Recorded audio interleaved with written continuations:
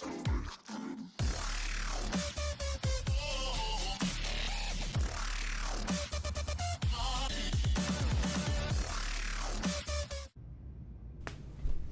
hello there ladies and gentlemen, boys and girls, and this is a Elite Dangerous new player tutorial for missions. So as I'm just starting out, here we go. We're in Russell Ring Station and we have gone to missions, and let's have a look and see what's available. Now, bearing in mind I am slightly less than penniless, that's my class at the moment. Here's a courier job. You don't need anything in your cargo hold, you're purely transmitting data. So let's give this one a go, shall we? Okay, so now these are your reward choices in the middle of the screen that you will be able to select from when you complete the mission. So 10,000 credits and reputation and influence, or primarily reputation or primarily influence. I'm not entirely sure what those two things are yet, but there's where we need to go. That's Nuke Orbital, and it's in the Kinney system. So let's first of all go to the galaxy map and set Kinney as our destination. So Elevate, no, it's not that one. And it's certainly not that one. It was highlighted. There we go, Kinney. And then you click on the, oh, it's disappeared. And there we go. So select destination. So there we have our destination. Go back, select the same mission again. So Kinney, accept the mission. So again, same rewards, hostile ships may be sent against you, and accept. Okay, so now we can go back,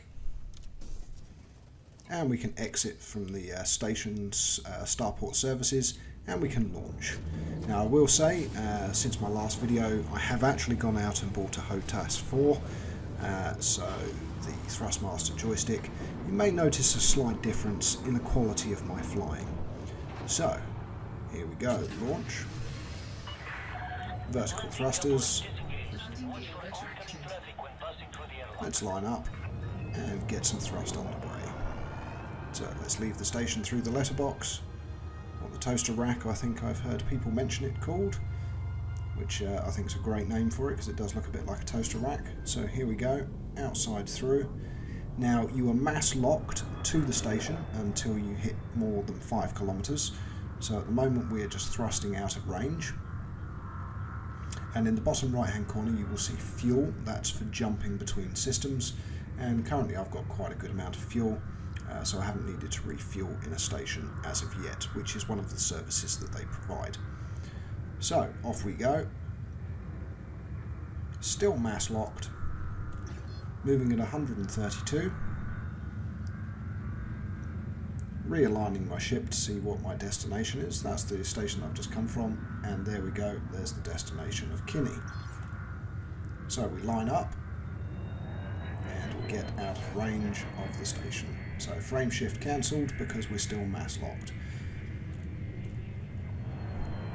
So a bit more acceleration.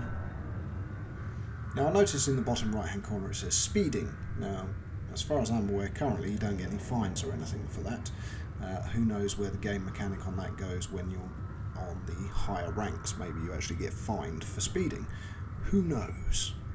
I shall find out in my journey across the cosmos. So still mass locked. This is fairly dreary, this bit, because you're not really doing a lot. You're just trying to slowly pedal away from the station. There we go, we're out of mass lock range. My drive is charging. And we're fully charged. Throttle up. Primary systems kicking in. Warp drive enabled. FTL. Off we go.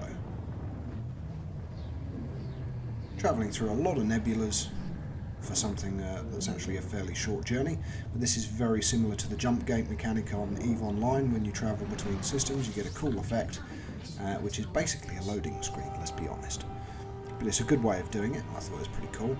So I've now got a mission objective within this system, so all we need to do now is locate it. Now something else, I specifically picked something that was less than my maximum jump range of 7.5 light years. So Cadeni UK, I think we'll call that. Orbital, that's where we need to go. Now you need to use Super Cruise. So as you can see, journey time rapidly disappearing as we speed up. I'm now keeping it in the blue on the main HUD. You can see in the middle of the screen. So this blue area is the ideal acceleration. And what I did do, looking at how far away this station was, is in a minute I killed the video and then started again when I was a bit closer to the station, because your maximum speed here, because this station was way out there at the edge of this solar system, because you always jump to the star. I'm presuming that's because it's the highest mass object within the system to align your FTL drive to as a point of reference within the universe. It'll be interesting if it uses Courier's warp theory for folding space, which is a valid faster than light travel, by the way. If anyone's interested, look up Courier's warp drive. It's one of the reasons NASA released the images of the Enterprise, its potential faster than light travel spaceship. Who knows, we may actually see it in our lifetime, because the calculations for faster than light travel have been reducing mass requirements for a very long time, and the actual matter-antimatter mix is down to a few kilos now, which is some pretty amazing maths. And to be honest, I would personally like to see faster than light travel in my lifetime. Wouldn't that be absolutely lovely? Of course, first it would be an idea if we set up a colony on Mars. But the fact that we have a valid way of travelling faster than light, I think, is pretty cool. And games like this always kind of create that Star Trek, beyond the final frontier, travelling into the great unknown, which is something I truly love.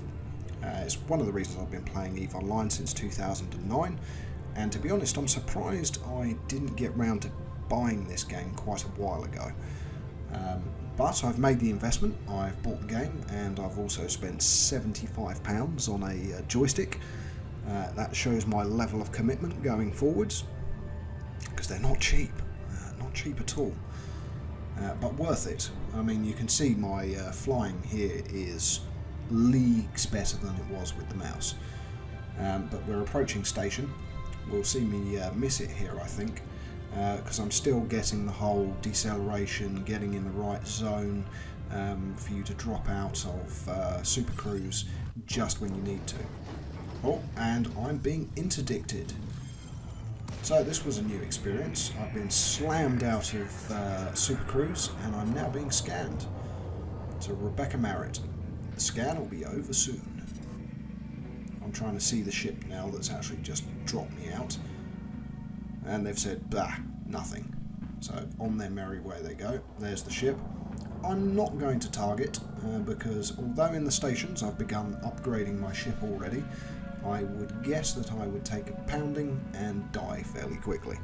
So let's get back into Super Cruise, which we're not in at the moment. So let's fire up the engines again, because I don't particularly want to spend a year getting to the target destination. That is also very good that there are real relativistic speeds within this game, so the velocity that you're doing is represented by a real journey time. I also know that if you go to a certain point in space, for the relative year that this game is in, you can find the Voyager space probe, which I thought was pretty cool, with its broadcast to potential alien races. That's something I might do at some point, and visiting Earth within this game is also something I might do as well. Because I'm all for exploration, I'm all for missions and doing different things, so I'm starting to get a flavour of this game, and it seems pretty unrestricted as far as I can tell. So here we go, we're approaching Cadeny UK orbital. We've got 13 seconds until we reach destination, and my speed is still probably a bit over what it needs to be. So let's line up with the destination on my own version of what I think is up, down, left and right, because of course there is no such thing in space. There is no such thing as a relativistic up or down, or left or right for that matter, because you're floating in space. So I'm slowing the ship down now. You can see I'm keeping it in that blue zone as we approach the station, And as you can see from a mission perspective, this has been fairly easy. Launch, jump to your relative system, target the station that you need to travel to, and then drop off the cargo. And that's it, mission done. So here we are. I think I might have hit this. Safe distance. Yes. Managed to drop out. Now you've got a couple of seconds there, and if you don't hit the key to drop out of Super Cruise in time, you fly past your target, and you then need to go all the way around again, set your speed back up again, then slow down again, and then drop out, which I'm guessing with practice you never need to do it more than once. But this time I was lucky. I will say on other occasions I've just knocked past the station.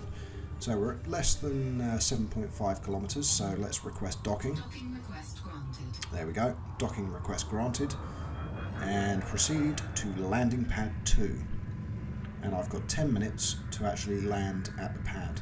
Let's do a random 360-degree roll, just because I felt like it. Now the bay that is lit up there currently is not the bay that you will be landing at, because you'll find there's another ship there that is approaching and is going to be landing at the bay that's currently highlighted. And let's see, I can see the ship, it's going down, there it goes, and that bay will suddenly become occupied. Blip, there we go. So that's not my bay, so where's mine? Let's try the other side of the station, shall we? The difference in stations is actually pretty cool as well. I mean, I've already seen a few different stations, which has been quite a cool experience. Okay, so I'm not there. Let's accelerate a bit out so that we can drop the ship back round.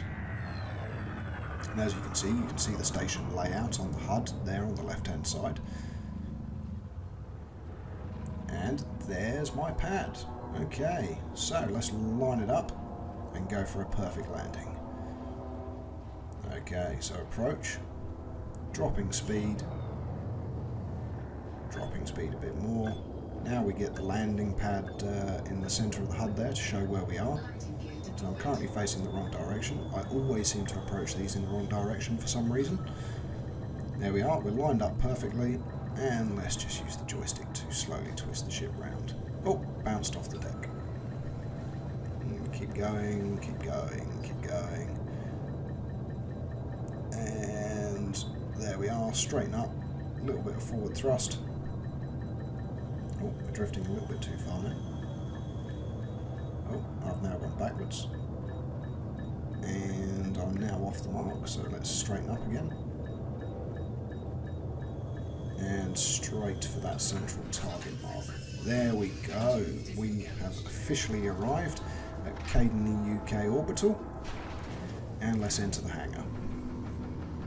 You can use the starport services without going into the hangar, but it's always worth dropping down to see what upgrades and things you can do to your ship once you've acquired the money from the mission.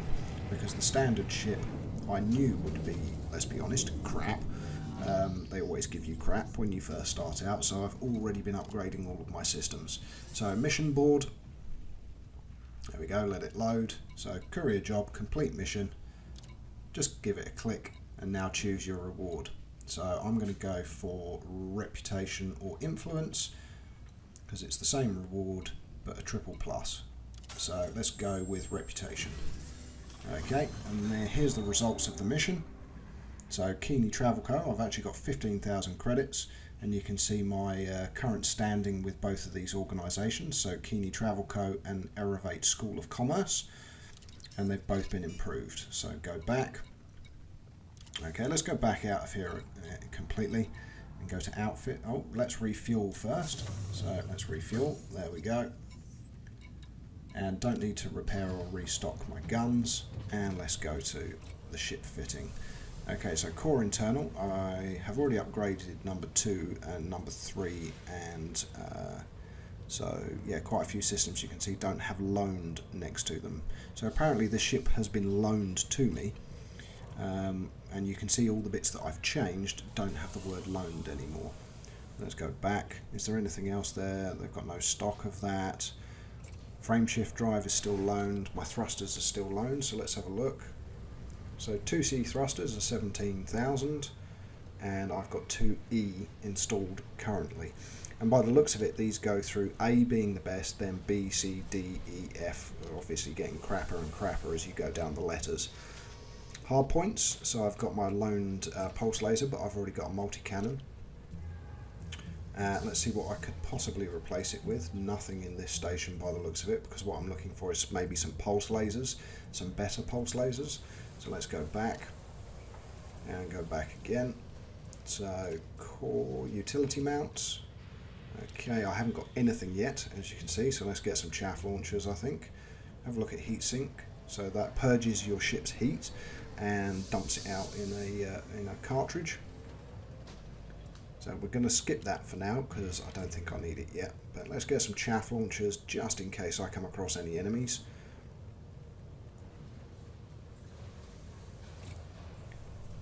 Okay, buying options and then buy. And look at that, you get a cool little animation that shows the chaff launcher has been installed. How cool is that? Okay, so optional internals. Still all loaned pieces here. I haven't changed anything yet, so nothing's been upgraded. But I've got an empty internal compartment, so let's see what we can get. Let's go with a fuel tank, I think. Just in case. You never know when you're going to need extra fuel. Have a look at other stuff. See, there's a lot of different things that you can fit, but let's go back to that fuel tank. Buying options and buy. So there we go, I've got a bit more range now on my fuel tank. Go back, and now I've got a set fire group reminder because I've just bought my chaff launchers. Now this I hadn't looked at before, so here we go. What do we need to do? So exit here.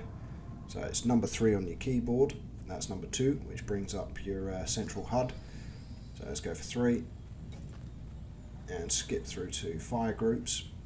And now my beam and my projectiles are on 1, and I thought I could use group 1 and give priority 2 to these two, and then I realised that I'm not quite sure how to flip priorities on single groups. So I decided to create a new group and add that to, so add the basic discovery scanner and the chaff launcher to group 2. And there we go, ladies and gentlemen, boys and girls, that is a basic tutorial on your introductory mission running in Elite Dangerous, which I am loving so far. Don't forget to like, comment and subscribe on this, and subscribe to my channel if you're enjoying my videos. I've been Know-It-All. Until next time, see you then.